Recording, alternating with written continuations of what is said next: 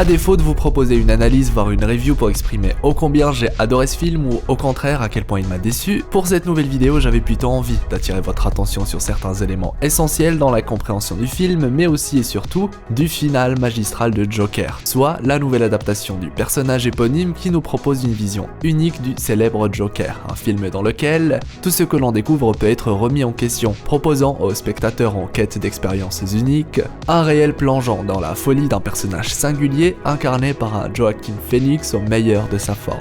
Est-ce que le Joker, soit Arthur Fleck, est véritablement le fils de Thomas Wayne, faisant de lui le demi-frère de Bruce? En quoi la folie du personnage remet totalement en question la réalité dans laquelle opèrent a priori les événements du film? Ou encore, est-ce que le Joker existe réellement? Des questions parmi tant d'autres auxquelles nous allons tenter de répondre, le tout dans l'espoir de lever le voile sur les mystères du film et la vérité concernant sa fin. Installez-vous confortablement et respirez un bon coup. Aujourd'hui, je vous propose une exploration au cœur de la folie de Joker, entre analyse et théorie, mais aussi et surtout entre rêve et réalité. Bon visionnage.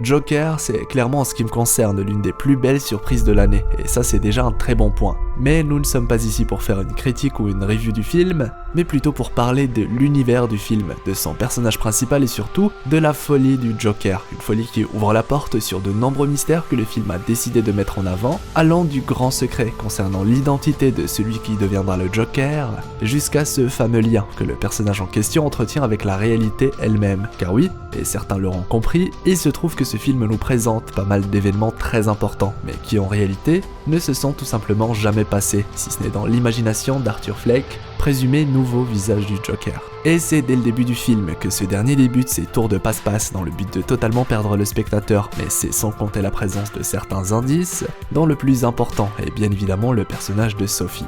Personnage qui justement va nous permettre d'identifier pour la première fois le phénomène en question et de comprendre que les événements du film sont parfois totalement faux. Et là, il y a bien évidemment deux possibilités du point de vue d'Arthur Fleck. La première, que ce soit simplement la manière avec laquelle il perçoit le monde due à ses problèmes mentaux, et la deuxième, que cela se passe dans son imagination et qu'il soit au courant que c'est irréel. Malheureusement pour nous, rien n'indique clairement que le personnage arrive à différencier les deux, ou s'il subit tout simplement ses troubles psychologiques, comme c'est par exemple le cas avec son rire iconique. Et cette transition entre le réel et l'irréel commence dès le début du film. On voit Arthur regarder ce qui semble être son show préféré, et l'espace d'un instant, il fait lui aussi partie du spectacle, allant même jusqu'à monter sur scène et s'imaginer que Murray, le présentateur du show, le perçoit comme un fils. Et bien entendu, comme le film vient à peine de commencer, il est très difficile pour nous de comprendre que la séquence n'est pas réelle et que tout se passe dans la tête du personnage. Pourtant, cette première scène imaginaire nous montre déjà l'élément le plus important qui permet de vérifier si une scène est réelle ou non, et c'est sans surprise dans l'état des personnes qui l'entourent et plus précisément dans la manière d'être intéressé par ce que dit ou fait le personnage. On y trouve même de l'admiration, admiration qu'il affectionne particulièrement et qu'il voue lui-même à Murray à travers sa capacité à intéresser ses spectateurs. Et à partir de là, nous avons déjà un début de réponse qui permet d'y voir plus clair et surtout de définir si oui ou non les événements à l'écran sont vrais. Ce qui nous amène donc automatiquement au cas de Sophie, mais il est important, j'estime, de faire un petit rappel.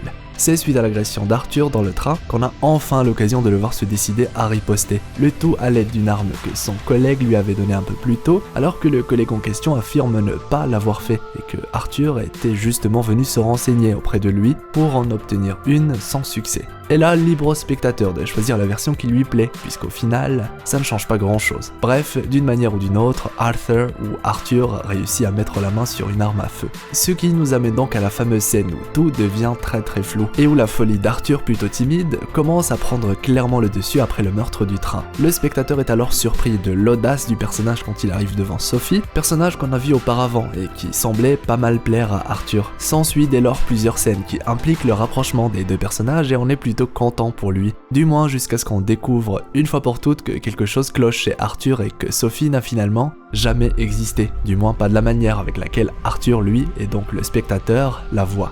Il est d'ailleurs intéressant de rappeler que tout ce qui se passe dans le film nous est narré via le personnage d'Arthur Fleck et que du coup, comme lui, on a du mal à différencier la réalité de la fiction. En bref, le message du film est très clair, il ne faut pas croire tout ce que dit ou fait Arthur, et après nous avoir doucement introduit à ses problèmes mentaux au début du film à l'aide des sessions avec la psychiatre, le film nous confirme enfin que Arthur Fleck n'est pas fiable via sa pseudo-relation avec Sophie. Le personnage de Sophie devient même à partir d'un moment un indicateur de l'état de santé d'Arthur. Il suffit alors pour Sophie de quitter la pièce pour qu'on soit de nouveau plongé dans la dure réalité dans laquelle Arthur évolue, réalité qui semble a priori lui ouvrir les bras, car après que Murray soit tombé sur sa vidéo, il lui propose de venir assister au show et d'y être même invité.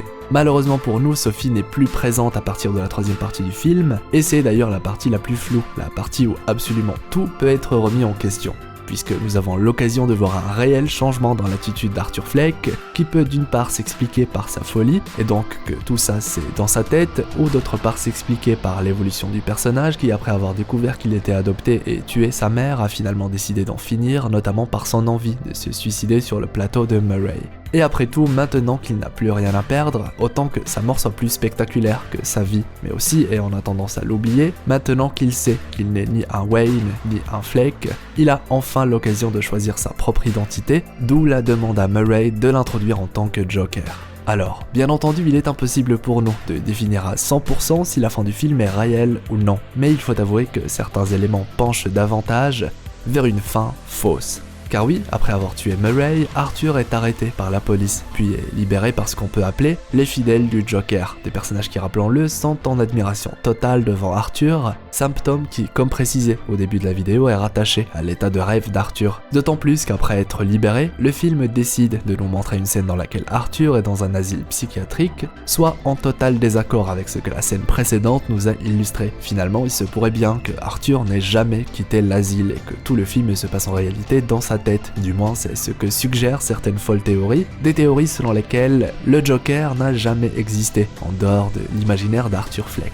Là où la scène de l'asile est elle aussi très particulière, c'est qu'elle nous présente une psychiatre qui, comme par hasard, semble être en totale admiration devant le Joker. Petit clin d'œil d'ailleurs au personnage de Harley Quinn, mais surtout une manière pour le film de semer le doute une dernière fois et clore le film sans prendre le temps de nous indiquer si tout ça est réel ou non.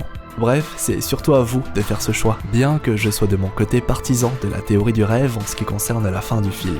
Mais du coup, si le film a choisi de nous mentir sur beaucoup d'événements et d'éléments dans le film, n'est-ce pas une raison pour nous de penser qu'il aurait pu être de même pour le lien de parenté du Joker et de Batman? Après tout, cette nouvelle version de Thomas Wayne est assez particulière, on nous présente un homme puissant, arrogant, colérique et même agressif. Alors que la mère du Joker, elle, semble être assez normale, et même la scène dans laquelle on nous la présente comme malade mentalement, nous peint la jeune femme de manière assez normale une nouvelle fois, et son faciès imprime même le désespoir, celui d'une femme abusée par un homme puissant qui n'hésite pas jusqu'à falsifier des documents officiels pour se sortir de la merde. Bref, en ce qui me concerne, j'avoue pencher davantage pour un véritable lien entre Thomas Wayne et Arthur Fleck. Et vous savez quoi, maintenant que j'y pense, on a même l'occasion de voir Arthur tenir la photo de sa mère encore très jeune après l'avoir tuée, une photo sur laquelle il est marqué « Tu as un beau sourire », message signé par un certain TW, Thomas Wayne. Ah, je sais pas pour vous, mais je trouve l'indice assez gros. À vous d'y croire ou non, un exercice difficile auquel le film s'adonne à cœur joie. Du coup, selon vous, est-ce que le Joker d'Arthur Fleck est le demi-frère de Bruce Wayne, ou alors est-ce qu'il a été adopté, comme l'indique Thomas Wayne? Bien entendu, ce ne sont pas les seules théories qui existent ou le seul moyen d'interpréter le film ou sa fin. Et ici, il s'agit d'une vision assez personnelle de l'œuvre. Certains fans parlent quant à eux de la théorie du rire, une théorie selon laquelle toutes les scènes dans lesquelles le Joker ne rigole pas ou ne semble plus atteint de sa maladie se passent tous dans son imagination, une manière pour lui de fuir sa condition et sa vie d'artiste raté. La fin du film dans laquelle le Joker n'est plus atteint par ses rires nerveux, si on peut les appeler comme ça, serait donc totalement fausse, appuyée du coup par sa présence dans l'asile et surtout de son rire final, qui confirme du coup qu'on est bien cette fois de retour dans la réalité. En conclusion, jamais la folie du Joker n'a été aussi bien représentée au cinéma et surtout aussi bien utilisée. Une folie qui va jusqu'à changer totalement le propos du film ou encore notre perception du monde dans lequel Arthur Fleck existe. Un monde où le rêve et la réalité ne font qu'un. Merci à vous tous d'être restés jusqu'au bout et j'espère que cette vidéo assez différente de ce que je fais d'habitude vous aura plu. Si c'est le cas, je compte sur vous tous pour me laisser un pouce en l'air, le fameux pouce bleu de la folie, c'est très important et ça récompense le travail fourni. N'hésitez pas à me corriger si à un moment ou à un autre je me suis mêlé les pinceaux. Joker a réussi à donner vie à un univers très spécifique, un univers qui peut-être n'existe que dans l'imaginaire de son personnage principal. En tout cas, j'espère que tout ça va vous permettre d'y voir plus clair et de pourquoi pas vous ouvrir les yeux sur certaines choses que je n'ai pas pris le temps de développer ou que je n'ai tout simplement pas relevé. Du coup, n'hésitez pas à me donner un retour concernant tout ça ou à me partager toutes vos idées les plus folles. Promis, je lis absolument tous les commentaires. D'ailleurs, si c'est votre première fois sur la chaîne, n'hésitez pas à rejoindre l'aventure. On parle de plusieurs univers sur la chaîne et c'est toujours un plaisir de compter de nouveaux explorateurs dans l'équipage. Ceci étant dit, je me permets de vous partager quelques vidéos en annotation. Vous souhaitant une agréable journée ou soirée, c'était Hirosef, l'explorateur d'univers, pour vous servir.